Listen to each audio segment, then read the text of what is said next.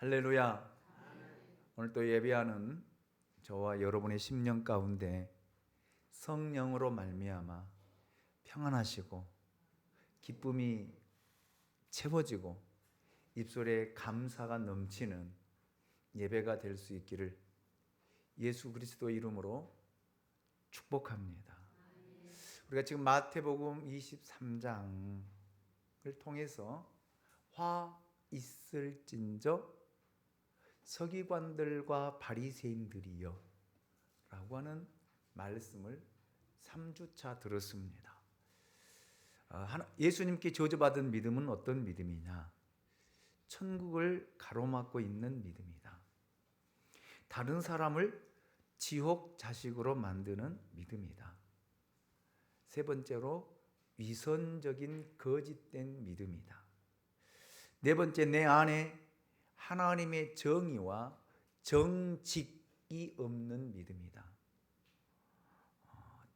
다섯 번째, 내 안에 하나님의 긍휼과 사랑이 없는 믿음이다.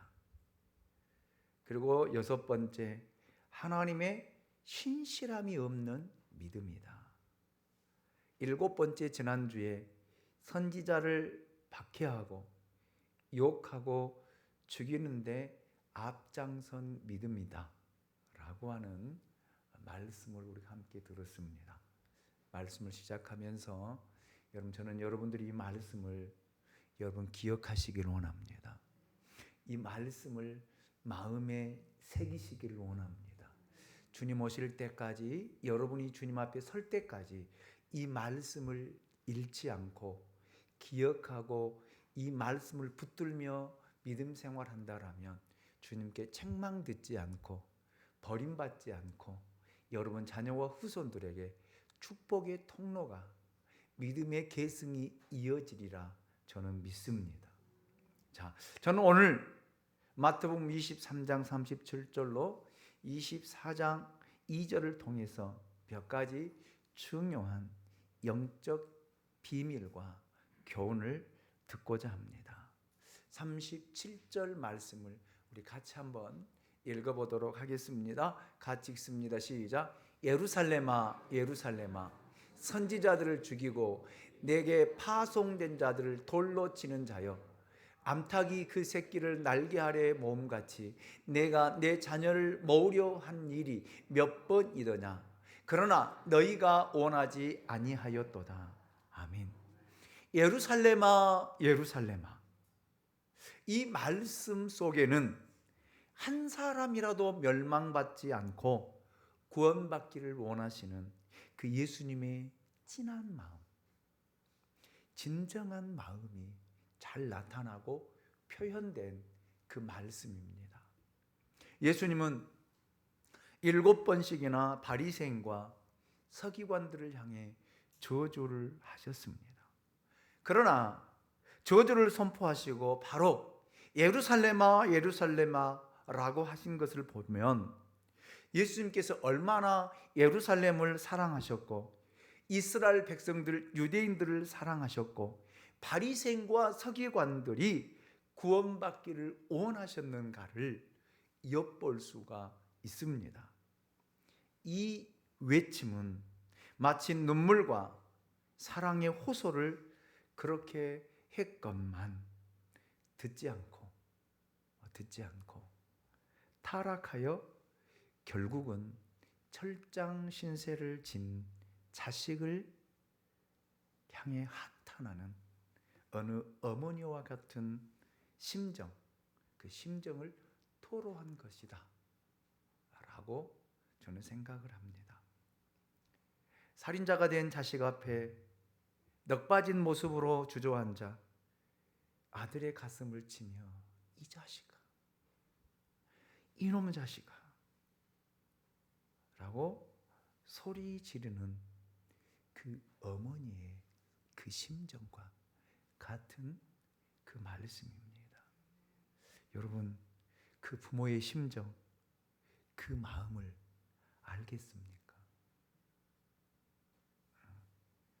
하나님께 돌아오지 않는 타락한 자식이 매를 맞고 큰 어려움에 빠졌을 때 가슴을 찢듯이 애통하는 그 예수님의 그 마음, 우리 아버지의 마음을 드러내고 나타내고 표현한 말씀입니다. 누가복음 13장을 보면 똑같은 말씀이 있습니다. 특별히 누가복음 19장 41절을 보시면 예루살렘을 보시고 우시는 예수님의 모습을 성경은 이렇게 기록하고 있습니다.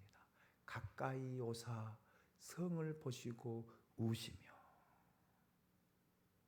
여러분, 정말 사랑하면 울게 되어 있습니다. 자식을 정말 사랑했는데 자식들이 말을 듣지 않고 그 사랑에 반응하지 않고 다른 길로, 엉뚱한 길로, 타락한 길로 걸어가면 부모의 심정은 찢어집니다. 너무너무 아파요. 그래서 가까이 오사 성을 보시고 우시는 그 예수님의 눈물을 저는 이해할 수가 있습니다. 예수님이 왜 우셨을까?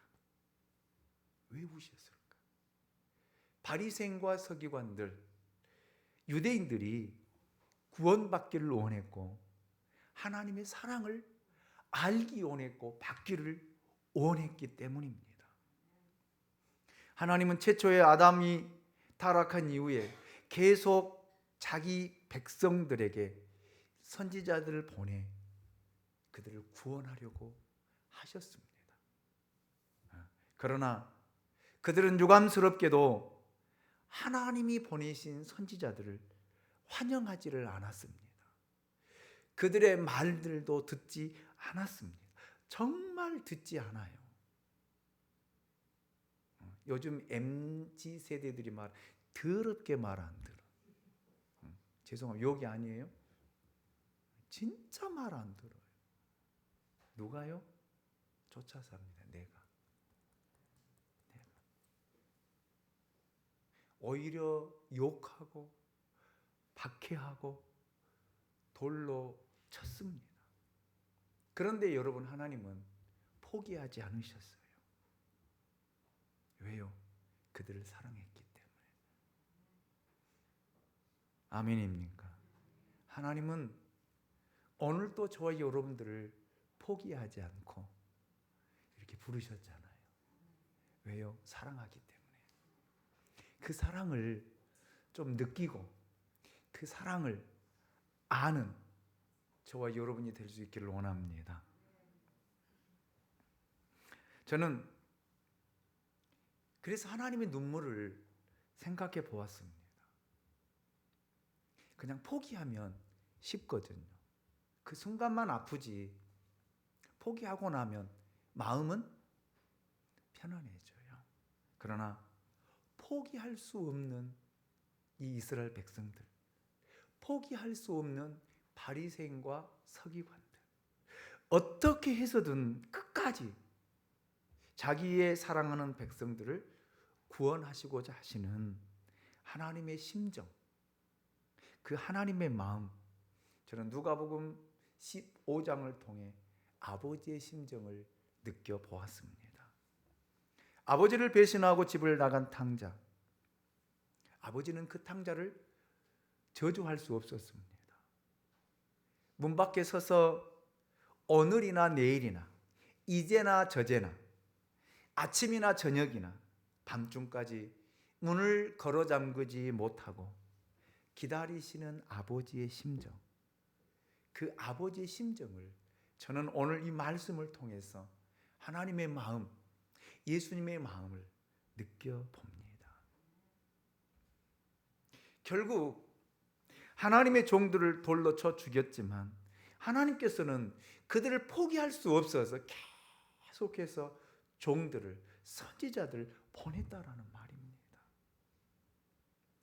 오히려 자기의 외아들 예수 그리스도를 예루살렘의 심장부에 보내시고 십자가에 못 박혀 죽는 것을 바라보셔야 했던 그 하나님의 심정, 그 하나님의 마음을 읽을 수가 있습니다. 보실까요? 37절 중반절, 우리 자막을 보시면서 같이 한번 읽어볼까요? 시작. 암탉이 그 새끼를 날개 아래 모음같이 내가 내 자녀를 모으려 한 일이 몇 번이더냐. 아멘. 이 아멘, 이 말씀 속에 하나님의 모성애, 예수님의 모성애를 보게 됩니다. 닭들이 병아리와 함께 평화스럽게 모이를 주워 먹고 있습니다. 그런데 갑자기 하늘에 매가 나타났지요. 이것을 눈치챈 어미닭이 순식간에 새끼들, 병아리들을 자기 날개 아래 감싸 안습니다. 왜요? 그 병아리를, 새끼 병아리를 잃고 싶지 않았어요. 하나님이 그랬다는 거예요. 하나님이 마귀들에게 당신의 자녀들을 빼앗기지 않기 위해서, 아멘입니까? 사탄에게 넘겨주지 않기 위해서 당신의 종들을 보내서 그들을 그의 날개 아래 모으려고 했던 것이 몇 번이냐는 거예요. 셀 수 없습니다. 셀 수 없습니다.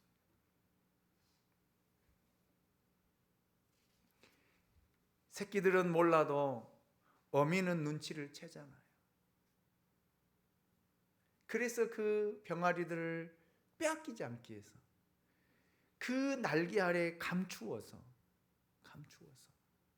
보호하는 그 어미닭의 심정이 오늘 예수님의 모성애로 오늘 우리들에게 비춰지고 있습니다. 예수님은 유대인들로부터 박해를 받고 조롱을 받아도 그들을 한 번 전도한 것이 아니라 계속했어요. 그들이 거절해도 또 하고 끊임없이 그들에게 이 복음을 전했습니다. 이것이 여러분 마치 짝사랑하는 것과 같다라는 생각이 듭니다. 상대방은 몰라요. 그래서 반응을 엉뚱하게 합니다. 여러분, 반응도 없을 뿐만 아니라 엉뚱하게 이상하게 말하고 행동하는 것들을 보게 됩니다.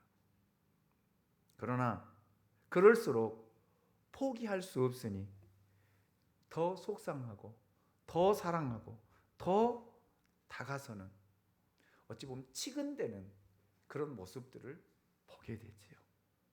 예수님의 마음이 이러했다는 거예요.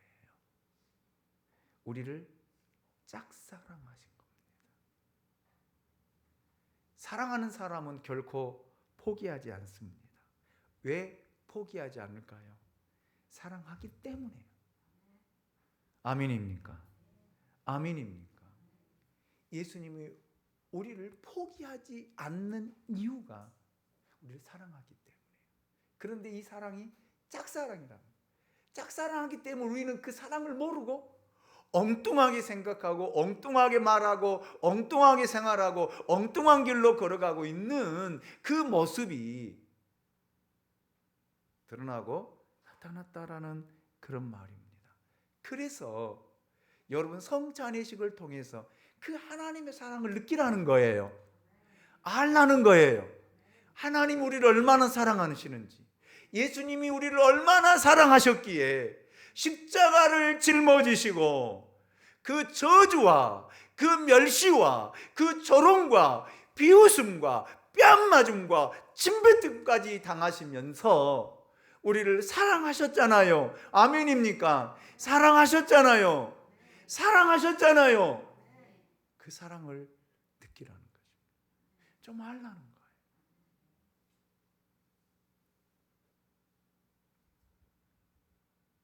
하나님이 우리를 얼마나 사랑하셨으면 당신이 파송한 종들을, 주의 종들을 돌로 죽이고 칼로 목을 자르고 박해하고 감옥에 넣고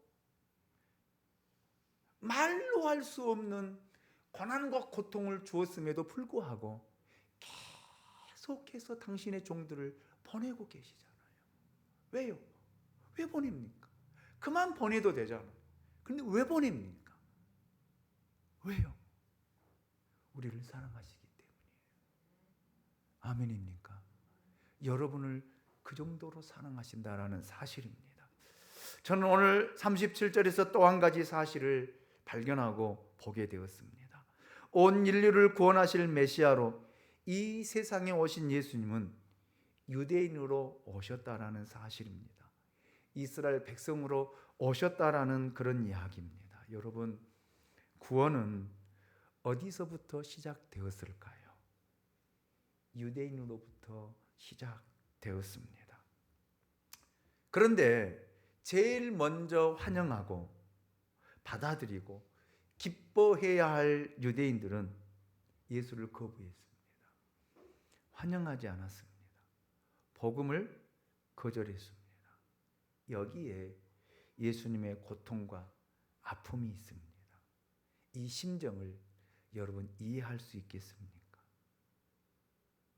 남은 구원했는데 정작 구원받아야 할 내 부모, 내 형제, 내 남편, 내 아내, 내 자녀들이 구원받지 못했을 때 그 사람이 갖는 그 아픔,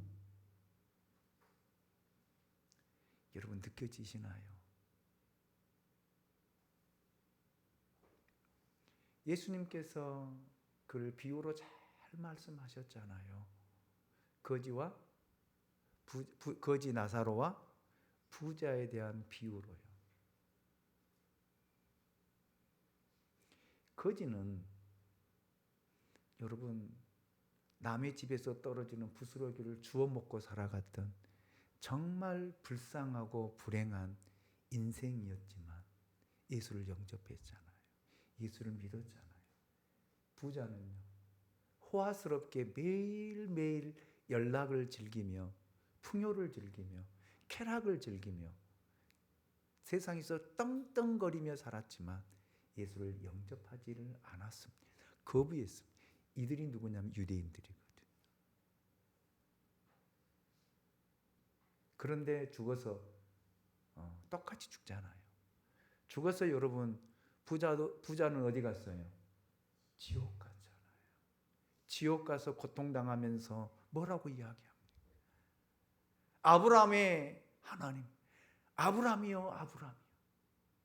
저 나사로를 내 집에 보내서 내 가족 식구들이, 내 형제들이 이곳에 오지 않도록 전도해달라, 구원해달라. 아멘입니까? 아멘입니까?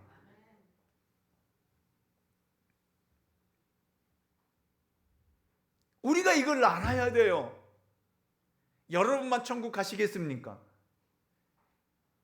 여러분만 천국 가시고 여러분의 부모와 형제들, 여러분의 자녀들은 지옥 가서 뜨거운 불 속에서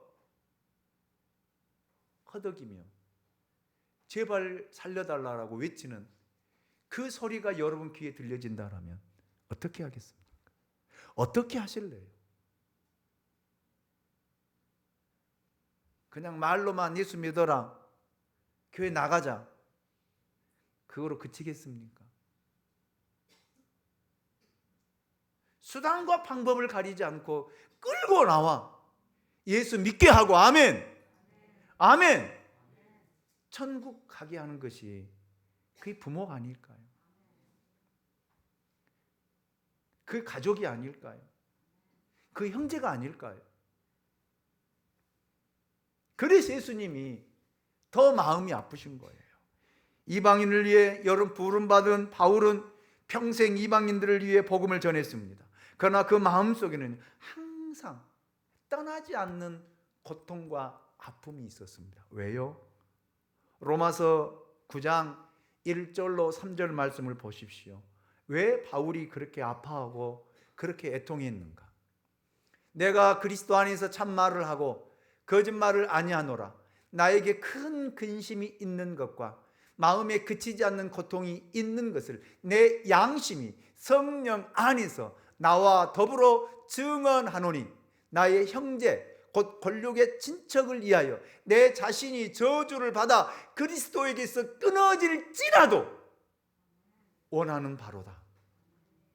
나의 형제 곧 권력의 친척을 위하여 나 자신이 저주를 받아도 좋겠다.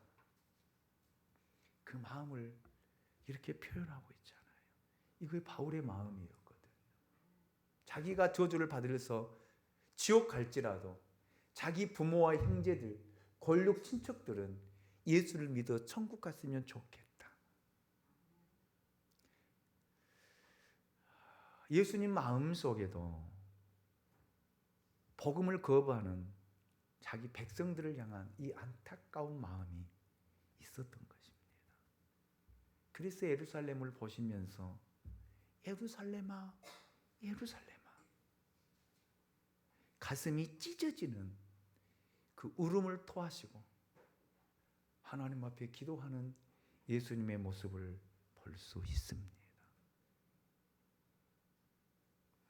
저는 이 말씀 속에서 유대인들, 특별히 바리새인과 서기관들의 죄의 의도성을 보게 되었습니다. 바리새인과 서기관들을 상징하는 이 이스라엘 백성들은 두 가지의 죄를 지금 짓고 있습니다. 첫째, 하나님이 파송한 자들을 돌로 쳐 죽이는 죄를 짓고 있었습니다. 즉, 다른 말로 말하면 여러분 지금 오늘 우리에게 적용한다면 주의 종들을 욕하고 주의 종들의 마음을 아프게 하고 눈물 나게 하는 그 죄들. 왜요? 주의 종들이 여러분 강단에서 여러분 세상 이야기 하는 거 아니잖아요. 세상에 교육을 시키는 거 아니잖아요. 하나님의 말씀을 전하고 증거하고 있잖아요. 그런데 하나님의 말씀을 듣지 않아요. 듣다가 불편하면 주의 종들을 욕하고 박해하고 가슴 아프게 하고 눈물 나게 하는 일들이 얼마나 많이 있느냐라는, 이것이 여러분 우리 눈에 보이지는 않지만 하나님 앞에 엄청난 큰 죄라고 하는 것을 예수님이 지적하고 있습니다. 저는 그래서 지난주에도 말씀을 드렸지만 주의 종들을 아프게 하지 마세요. 말로만 그러지 마시고 진짜 아프게 하지 마세요. 힘들게 하지 마세요. 둘째, 그의 자녀들을 날개 아래 모으려고 했을 때 그 초청을 거부한 죄입니다. 여러분, 하나님께서 선지자들을 통해서 그의 백성들을 모으려고 구원받게 하려고 했는데 그 초청을 거부하고 여러분 있는 이 이스라엘 백성들의 모습을 예수님께 죄로 지적을 하고, 죄가 무엇입니까? 너희가 원치 아니하였도다 라고 하는 말씀 속에 보면은 죄의 본질, 죄의 핵심이 참 잘 드러나 있습니다. 잘 들어보십시오. 잘 들어보십시오. 죄의 본질에는 의지가 있습니다. 내가 그렇게 하는 것입니다. 내가 하나님을 안 믿기로 결정하는 것입니다. 내가 스스로 그렇게 하겠다라고 생각하고 의지적으로 거부하고 의지적으로 여러분 행동하고 말하는 것, 이것이 죄라는 거예요. 죄는 몰라서 짓는 것이 아닙니다. 알고 의지적으로 행동하는 것, 이것이 죄입니다. 오늘날 수많은 사람들이 예수를 몰라서 안 믿는 거 아니에요. 여러분들이 몰라서 주의 종을 욕하고 비판하고 또 불평하고 또 여러분 아프게 하고 또 눈물 나게 하는 거 아니거든요. 알아요. 여러분 믿음의 선지들에게 우리는 그런 이야기를 많이 들었어요. 여기 손희성 권사님 계시지만 손희성 권사님 아버지 장로님과 어머니 권사님이 그 이야기를 하시더라고요. 저도 들었으니까 목사님을 하나님처럼 섬겨라. 섬기기는 뭘 하나님처럼 섬겨요?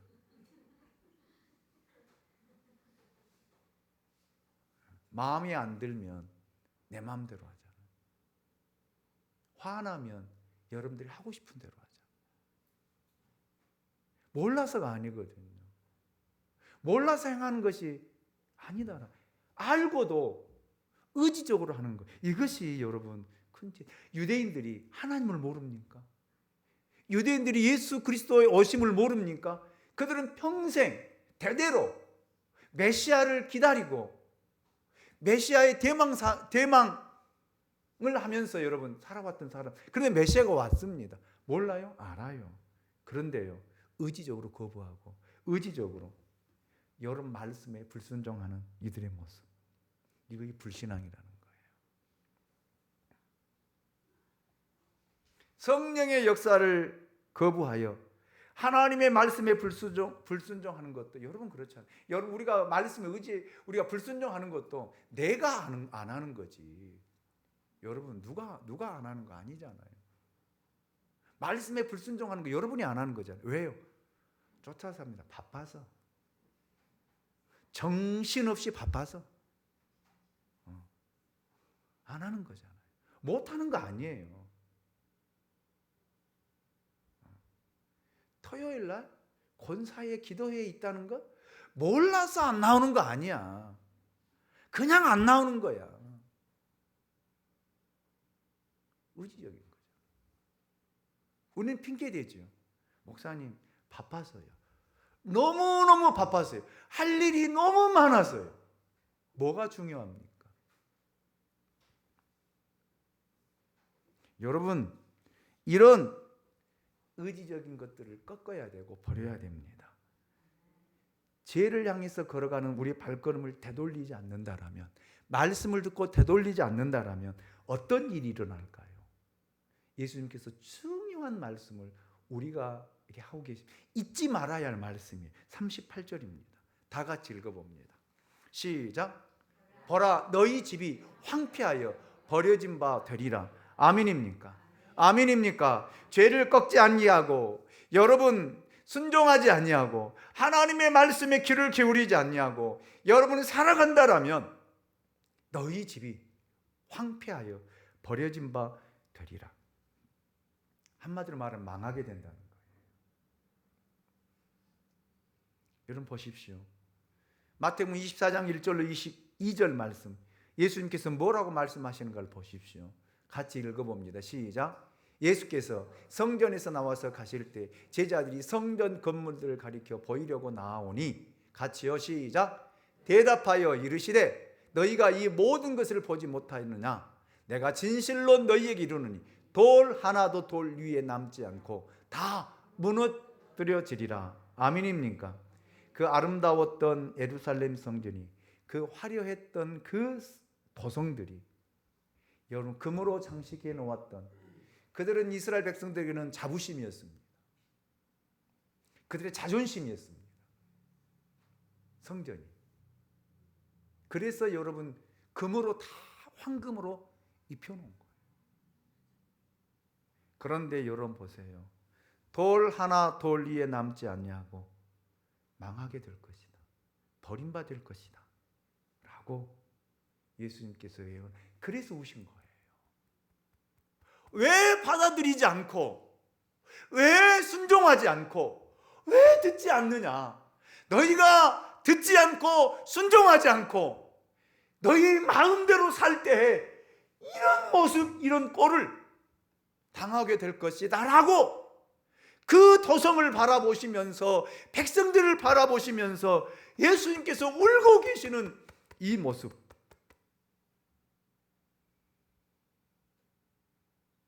그래서 예수님께서 그렇게 말씀하셨던 것입니다.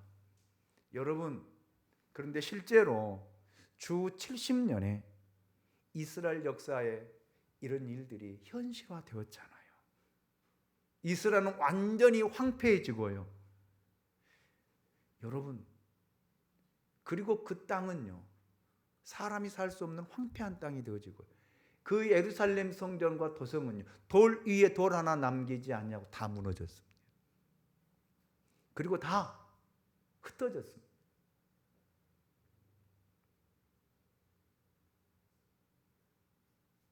우리는 이 말씀을 들어서 너무나 잘 알아요. 이스라엘 역사 가운데 일어났던 세계사를 통해서도 우리는 보고 있습니다. 그래도 말씀을 듣지 않으시렵니까? 그래도 순종하지 않으시렵니까? 그래도 죄의 의지를 꺾지 아니하고 여러분 살고 싶은 대로 사시렵니까?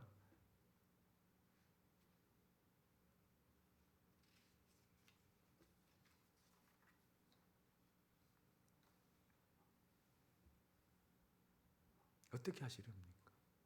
이 말씀을 듣고도 여러분 마음을 바꾸지 않으시렵니까? 바꾸고 안 바꾸고 그런 것은 여러분 의지입니다.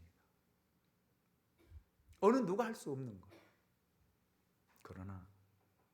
그러나 주님이 땅에 재림하시면 가슴을 치고 이를 갈며 슬피 우는 때가 반드시 있습니다. 저는 이 하나님의 말씀을 믿습니다. 지금까지도 하나님의 약속의 말씀이 이루어지지 않는 것이 없이 다 이루어졌습니다. 우리는 오실 그리스도를 기다리는 것이 아니라 재림의 주를 기다리고 있습니다. 아멘 말하는 때 신앙을 가지고 주 예수여 오시옵소서 라고 하는 이 믿음을 가지고 오늘 또 우리는 살아가고 있습니다. 주님이 이렇게 말씀하시잖아요.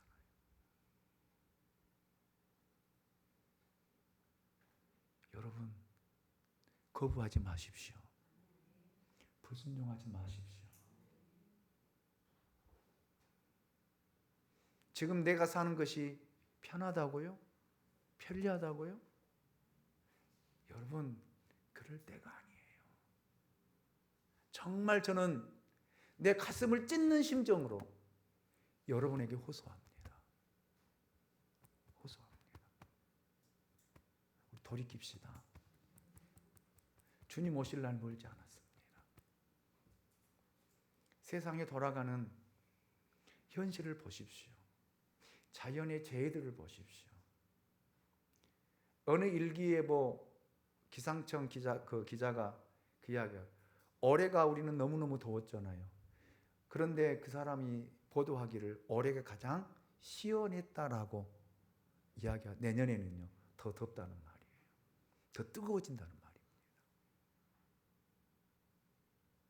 자연의 재해, 이제 우리가 상상할 수 없는 일들이 지구 곳곳에서 일어납니다. 저는 애원합니다. 성경이 그렇게 애원하고 있으니까. 화산 폭발, 지진, 전쟁.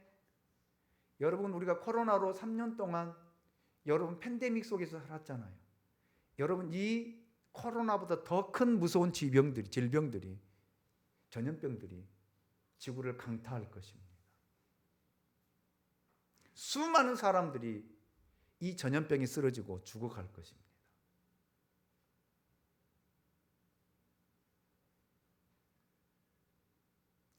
그러면서 주님은 이 땅에 재림하실 것입니다. 어떻게 하실래요? 어떻게 사실래요? 이 말씀을 정리합니다. 말씀 정리합니다. 지금까지 우리가 신앙생활을 이렇게 해왔더라도 이제는 버려야 돼요. 바꿔야 됩니다.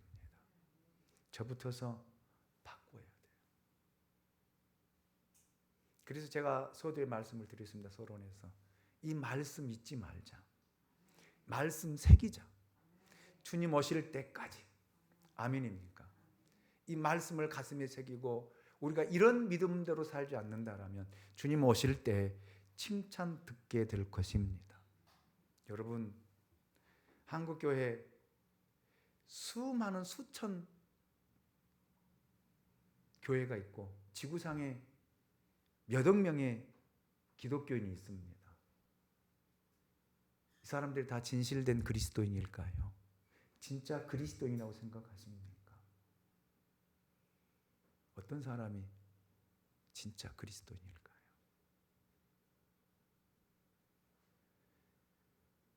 서기관과 바리새인들처럼 정교 생활하는 것으로 만족해하지 마시고요. 교회 나왔다고 여러분 안위하지 마시고 평안하다고 생각하지 마시고요. 하나님 앞에 거짓된 믿음 버리고요. 아멘입니까? 진실된 믿음. 진짜 우리 하나님 앞에 진실해야 되고요. 정직해야 되고요. 위선된 믿음 버리고요. 다시 한번 복음을 가지고 여러분 살아갈 수 있기 원합니다. 아멘입니까? 우리 찬양합시다. 주님 다시 오실 때까지. 주님 오실 날 멀지 않았습니다. 이 말씀을 생각하면서 여러분 우리는 이렇게 살지 맙시다.